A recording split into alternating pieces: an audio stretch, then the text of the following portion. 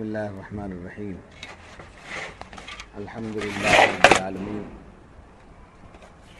والصلاة والسلام علی سید الانبیاء والمرسلین وعلی آلہ واصحابہ اجمعین اما بعد فقد قال اللہ تبارک وتعالی فی شأن حبیبہ الکریم ان اللہ وملائکتہ یصلون علی النبی یا ایھا الذین آمنوا صلوا علیہ وسلموا تسلیما صلی علی سیدنا محمد وعلی آلِ سیدنا محمد وبارک وسلم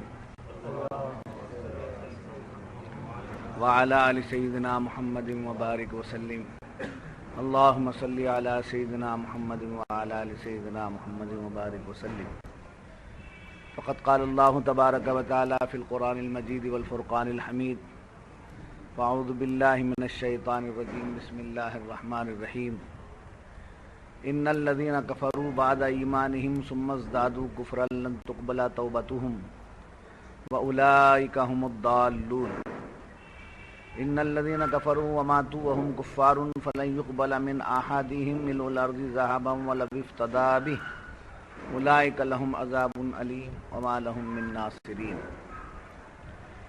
بے شک وہ جو ایمان لا کر کافر ہوئے پھر اور کفر میں بڑھے ان کی توبہ ہرگز قبول نہ ہوگی اور وہی بہکے ہوئے ہیں۔ وہ جو کافر ہوئے اور کافر ہی مرے ان میں کسی سے زمین بھر سونا ہرگز قبول نہ کیا جائے گا اگرچہ وہ اپنی خلاصی کو دے۔ ان کے لیے دردناک عذاب ہے اور ان کا کوئی مددگار نہیں ہے۔ معزز سامعین، الحمدللہ آج ہمارا تیسرا سپارہ مکمل ہو رہا ہے۔ تو 3 سال کچھ ہفتے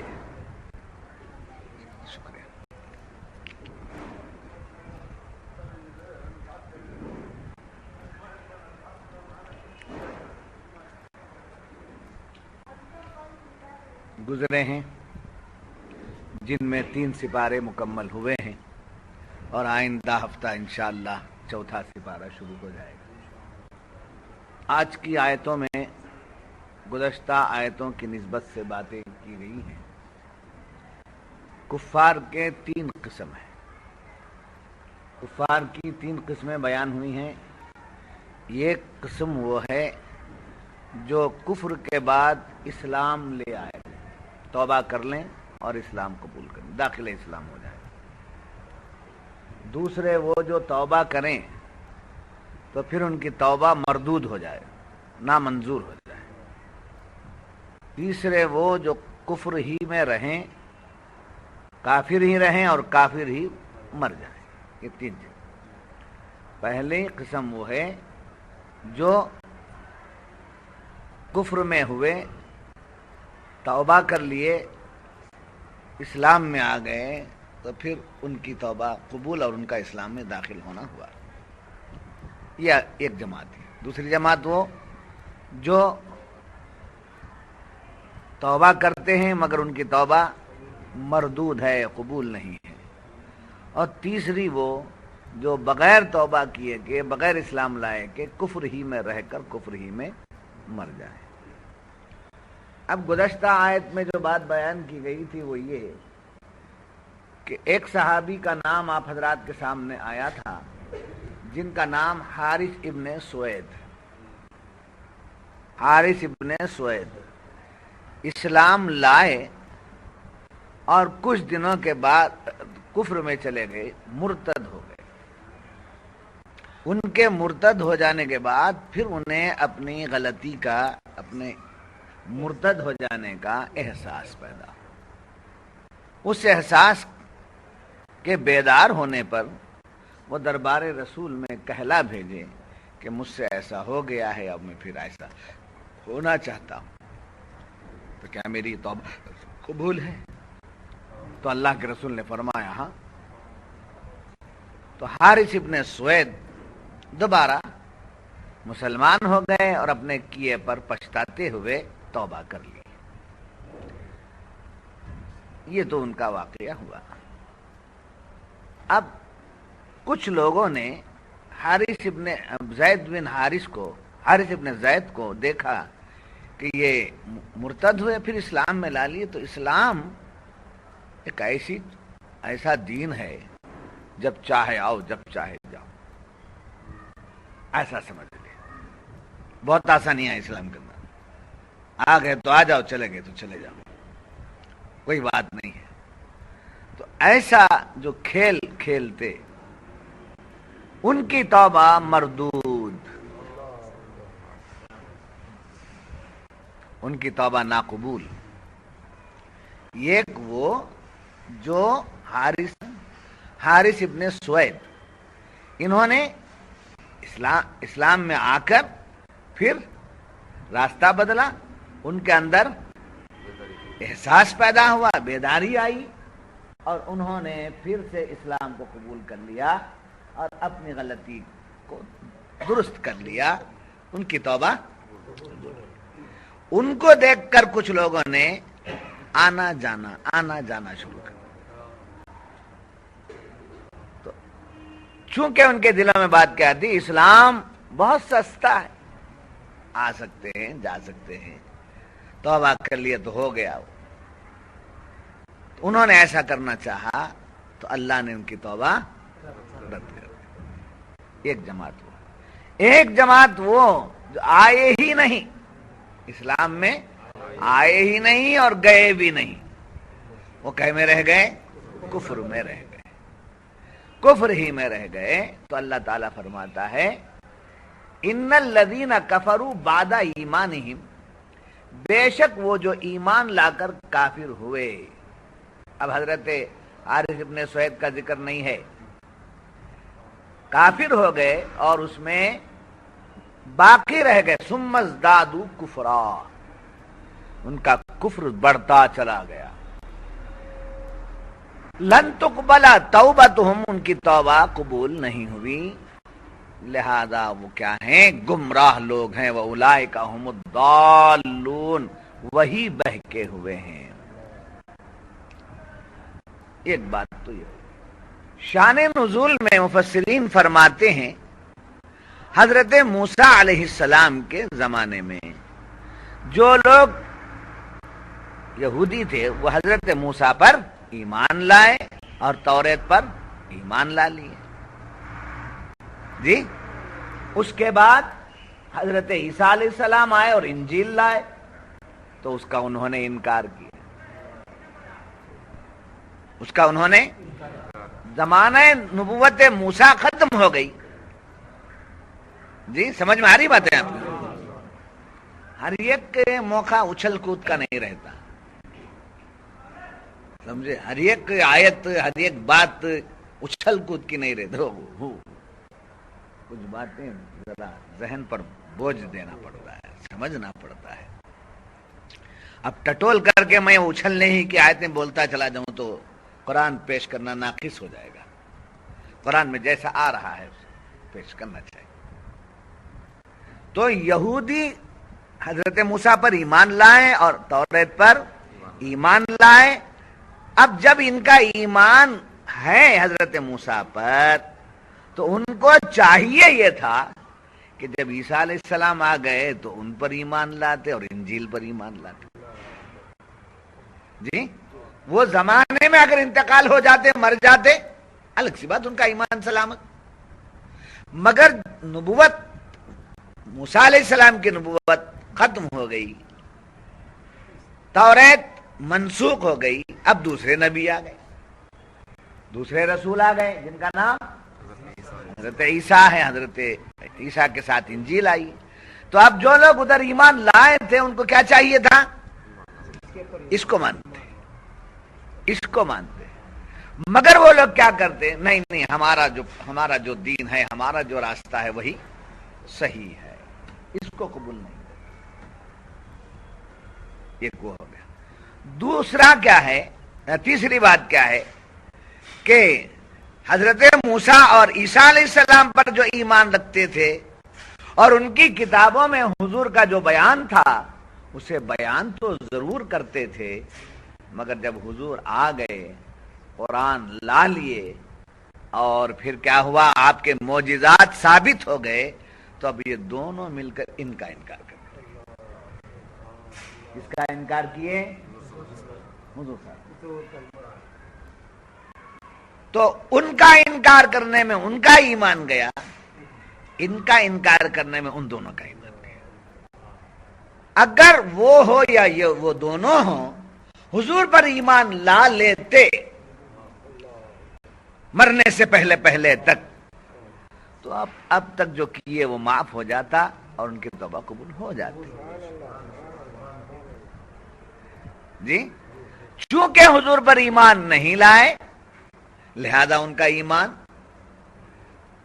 نہیں لانے کی وجہ سے ان کی نیکیاں، ان کی توبہ قبول نہیں ہے، یہ مردود۔ کچھ ایسے ہیں جنہوں نے شروع سے ایمان نہیں لایا،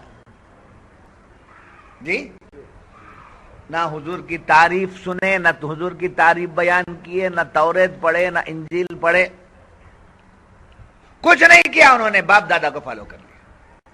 ہمارے باپ دادا وہی تھے، ہمارے باپ دادا وہ دھرم میں تھے، اس دین میں تو اسی کو فالو کرتے ہوئے چلے گئے۔ یہ جو ہے کافر ہی مرے، کافر ہی پیدا رہے، کافر ہی زندہ رہے اور کافر ہی مرے۔ تو یہی تین جماعتیں جس کا ذکر اس آیت میں کیا گیا ہے، الگ الگ بتا کر کے۔ اب یہاں ایک چوتھی بات ذہن میں رکھیے، یہ تو ان کا قصہ ہو گیا۔ چوتھی بات یہ ہے کہ جب حضور آ گئے، حضور پر ایمان لا لیے، بعض باتوں کو حضور کی مانتے ہیں، بعض باتوں کا انکار کرتے ہیں۔ جی، حضور کی بعض باتوں کو مانتے ہیں، بعض باتوں کا انکار کرتے ہیں۔ جیسے حضور کے بشر ہونے کو مانا، حضور کے نور ہونے کا انکار کیا۔ جی، حضور کے عام لوگوں کے مرنے کی طرح مرنا مان لیا، اور حضور صلی اللہ علیہ وسلم کی حیات باطنہ کا انکار کر بیٹھے۔ حضور کی سنتوں کو مان لیا، حضور کی عظمتوں کا انکار کر دیا۔ جی، تو یہ بھی کیا ہوئے، آنا جانا جو بولتے ہیں نا، وہ یہی ارتداد۔ یہاں فی زماننا جو ارتداد ہے وہ یہی ہے۔ بشریت کو مانتا ہے تو ماننا چاہیے، حضور کے بشر ہونے کو ماننا چاہیے، اگر نہیں مانتا تو کافر ہے۔ حضور کے بشریت کو مانتا ہے یہاں تک ٹھیک ہے، جب حضور کے نور کا بیان کرتا تو نہیں، وہ نور وغیرہ نہیں ہے، حضور کا نور کا نہیں، حضور ہمارے جیسے ہی بن کر آئے، حضور ہمارے جیسے ہی رہے، ان کے بھی ماں باپ تھے، ان کے بھی خاندان و قبیلہ تھا۔ ایسا کہنے والے کس بات کو مانے؟ ایک بات مان لیے اور ایک بات کا انکار کر۔ حضور کی سیرت پر عمل کرو، حضور کے نمونے پر زندگی گزارو، نماز ان کے طریقے کی پڑھو، روزہ ان کے طریقے کا رہو، زندگی ان کے طریقے کی گزارو، اس لیے کہ وہ ہمارے گائیڈ ہیں، ہمارا آئیڈیل ہیں۔ آئیڈیل بنا لیا۔ اب حضور کو آئیڈیل ایسا بنایا جیسا کوئی جماعت ایک قائد بنا لیتی ہے، قیادت کو تسلیم کر لیتی ہے، ایسا کرنے لگے۔ قرآن نے کہا ان کے ہاتھ کا یہ اعجاز ہے، ان کی زبان کا یہ عالم ہے، ان کی نگاہ کا وہ عالم ہے، ان کے پائے اقدس کا وہ عالم ہے، ان کے دندان انور کا وہ عالم ہے۔ عظمتیں بیان کرنے لگے تو ان آیتوں کو یہ بیان نہیں کرتے۔ حضور کے بشر ہونے کو، حضور کے آئیڈیل ہونے کو یہ سب مانتے ہیں، سنتوں کو چلنا چاہیے، عظمتوں کا انکار کرتے ہیں۔ تو یہ کیا ہو گئے؟ بعض باتوں کو ماننے، بعض باتوں کا انکار کر دیا، پھر گئے۔ اب اہل سنت کون؟ اہل سنت کون؟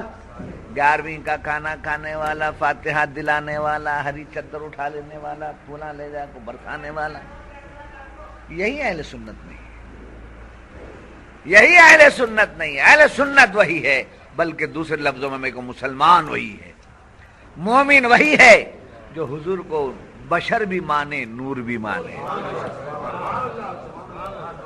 حضور کی سنت کو بھی مانے، حضور کی عظمت کو بھی مانے، حضور کے دنیا میں آنے کو بھی مانے اور پردہ فرمانے کو بھی مانے. حضور کا وصال ہو گیا، حضور پردہ فرما گئے، مگر حضور زندہ بھی ہیں، حضور حیات بھی ہیں. سمجھے؟ باعتبار بشر حضور پردہ فرما گئے، باعتبار نبی حضور زندہ ہے. جی تو حضور کے پردہ فرمانے کو بھی مانے اور حضور کے حیات النبی ہونے کو بھی مانے. اس کو کیا بولتے ہیں؟ مسلمان.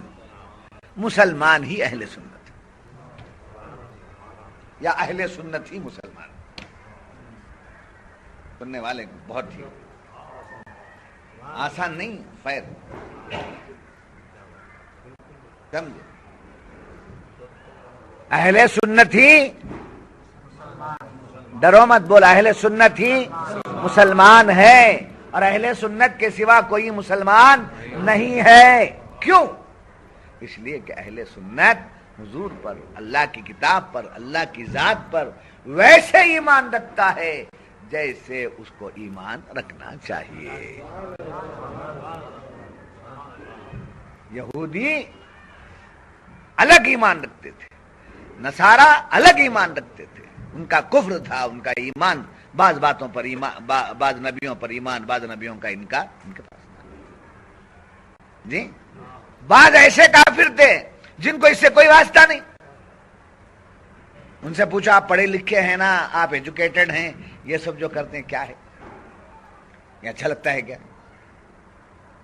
وہ پوجا، یہ پوجا ہے، سب ایسا ان کو پوچھو تو ایجوکیٹڈ لوگ بولتے ہیں کہ ہماری سمجھ میں تو آتا نہیں، کیا کرنا بابا کر، کیا کرنا ہمارے دادا کر. یہی ایجوکیٹڈ طبقہ بولتا ہے زیادہ.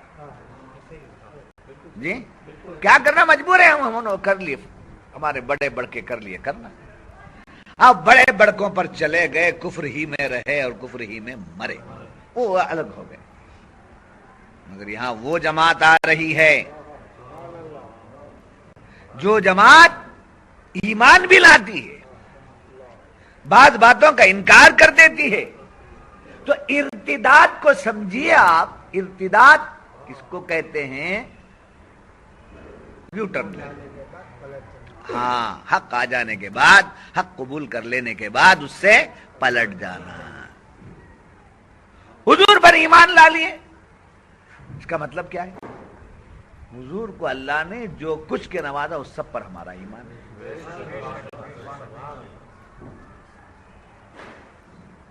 جی آپ کو سمجھنے کے لیے آسان مثال دوں گا. میں عشاء کے 4 رکعت فرض نماز پڑھتا ہوں واسطے اللہ کے منہ طرف کعبہ شریف کے تابع اس امام. یہاں سے امام صاحب اللہ اکبر بولے، ہم کیا ہو گئے؟ اس میں شامل ہو گئے، شریک ہو گئے، وہ مقتدا ہو گئے، ہم ان کے مقتدی ہو گئے. اب امام صاحب کھڑے ہیں، وہاں تک چل رہے ہیں. امام صاحب رکوع میں چلے گئے تو مقتدی سجدے میں چلا گیا، یا ان کا رکوع ہونے تک وہیں ہاتھ باندھ کر کے کھڑا رہا. وہ رکوع سے اٹھ گئے، سجدے میں جا رہے ہیں، اب رکوع میں جا رہا ہے. اقتدا ہے، مقتدی کہلایا جائے گا؟ نہیں کہلایا جائے گا نا، نہیں کہلایا. مقتدی وہ جو اول سے لے کر سلام پھرنے تک امام کا تابع ہو. سمجھے؟ جیسے ایک امام کا مقتدی اول تا آخر امام کا تابع رہتا ہے تبھی اس کی نماز ہوتی ہے، ایسے ہی ایمان لانے کے بعد نبی پر، قرآن پر ویسے قائم رہنا جیسے ایمان لایا ہے. ارتداد سمجھ میں آ گیا؟ اب یہ مرتد کسے؟ اسلام سے نکل جانے ہی کو مرتد نہیں کہتے.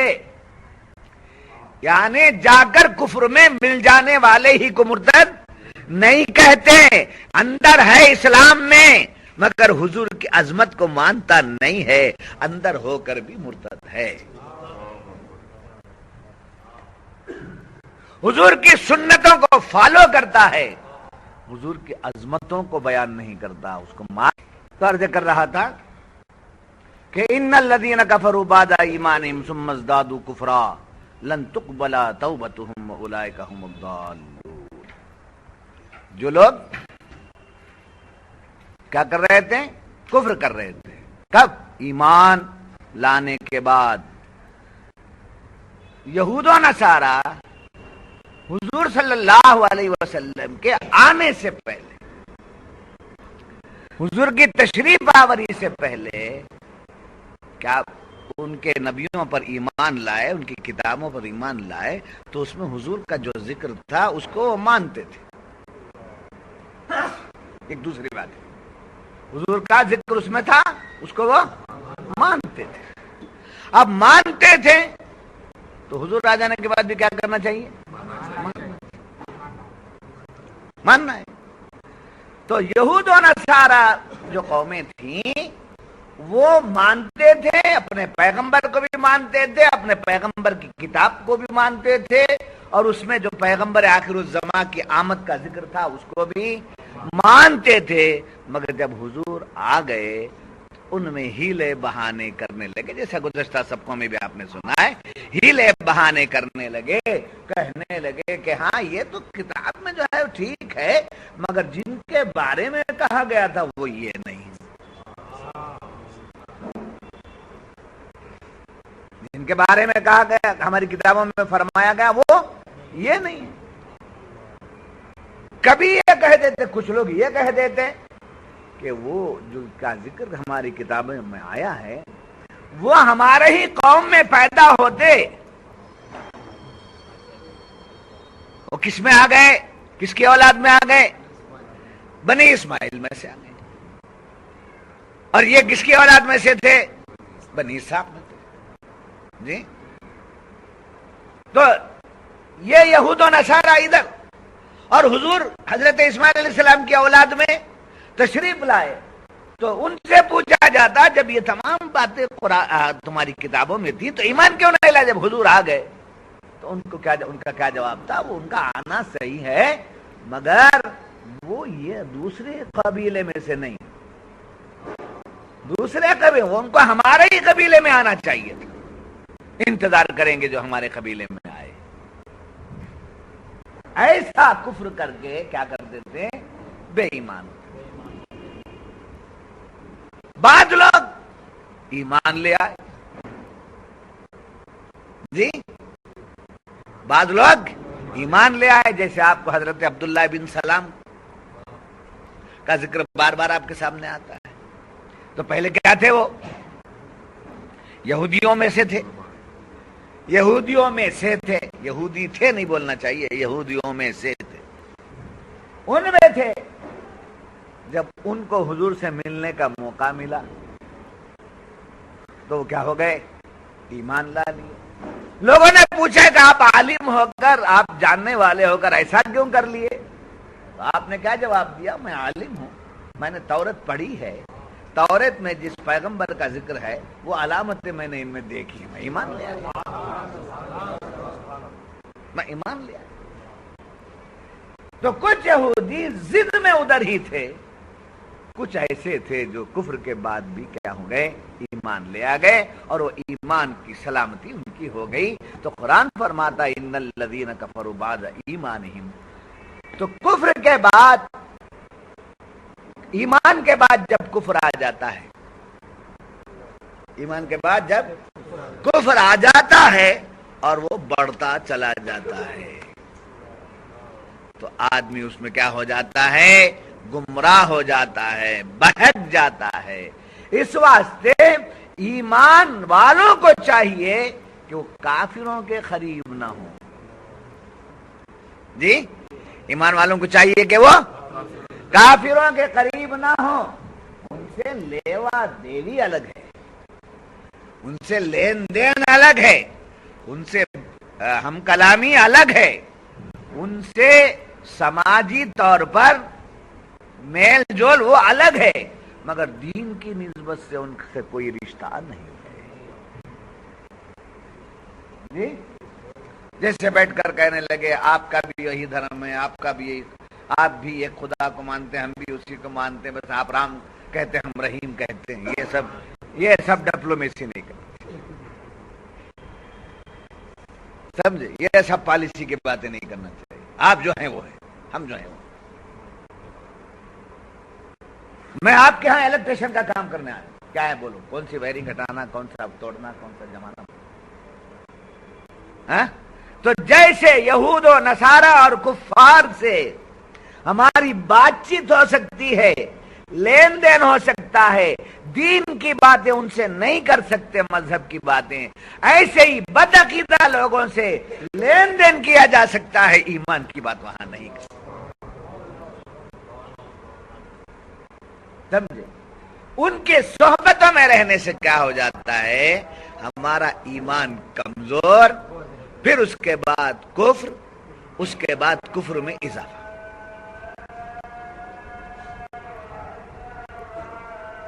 نہیں سمجھ میں بات ہے؟ تو ایمان پر ثابت قدم رہنا، اور استقامت کا لفظ یاد رکھو، استقامت کا لفظ یاد رکھو، لفظ استقامت صرف اسلام اور مسلمانوں کے لیے، اللہ کے ان بندوں کے لیے ہے جو اللہ کو مانتے ہیں۔ ایک آدمی کفر پر ہے، ایک آدمی کفر پر ہے، بڑا ہی بدعقیدہ ہے، بڑا ہی بدبودار ہے، وہ اپنی جگہ سے ہلتا نہیں ہے، اپنے نظریات سے، اپنے خیالات سے وہ ہلتا نہیں ہے، تو اسے استقامت نہیں بولیں گے، اسے ہٹ دھرمی بولیں گے۔ اسے کیا بولیں گے؟ بڑا ہٹ دھرم ہے، مضبوط سڑیلا ہے، بڑا مریل ہے، بڑا سڑا ہوا ہے، بڑا بدبودار ہے، وہ اپنی جگہ سے ہٹتا نہیں ہے، اس کو کیا کہیں گے آپ؟ ہٹ دھرم ضدی۔ اس کے ضد نے، اس کی ہٹ دھرمی نے اس کی بدعقیدگی کو، اس کے کفر کو بڑھا دیا ہے۔ کیا ہے؟ اس کے کفر کو بڑھا دیا، بدعقیدگی کو بڑھا دیا، اس کی گمراہی کو بڑھا دیا، کس وجہ سے؟ ضد یا ہٹ دھرمی۔ مومن کا ایمان بڑھتا رہتا ہے، کیوں؟ یہ اپنے ایمان پر مضبوط ہے، مستقیم ہے، کے پاس کیا ہے؟ استقامت ہے۔ مومن، مسلم، اہل سنت اپنے عقیدے پر مضبوط ہے، تو کیا ہے؟ وہ ضد نہیں ہے، وہاں ہٹ دھرمی نہیں ہے، اس لیے کہ باطل کے سلسلے میں، جھوٹ کے سلسلے میں گڑ جانا یہ استقامت نہیں ہے، ایمان کے سلسلے میں مضبوط ہو جانا استقامت ہے۔ بات سمجھ میں آ گئی؟ تو اللہ تعالیٰ سے یہی دعا مانگنے کا حکم دیا جا رہا ہے، اہدنا الصراط المستقیم، اے اللہ سیدھا راستہ تو نے دے دیا ہم کو، مگر اس میں مستقیم کر دے، ثابت قدم رکھ دے، مضبوط رکھ دے۔ تو یہ کیوں دعا سکھائی جا رہی ہے؟ اس لیے کہ گزشتہ قوموں نے ڈگمگا کر کے اپنے آپ کو برباد کر لیا، تم بھی کہیں ڈگمگا جاؤ گے، اس لیے کہ تم بڑی نعمت والے ہو، بڑی عظمت والے ہو، تمہارے سارے نبیوں کے سردار کی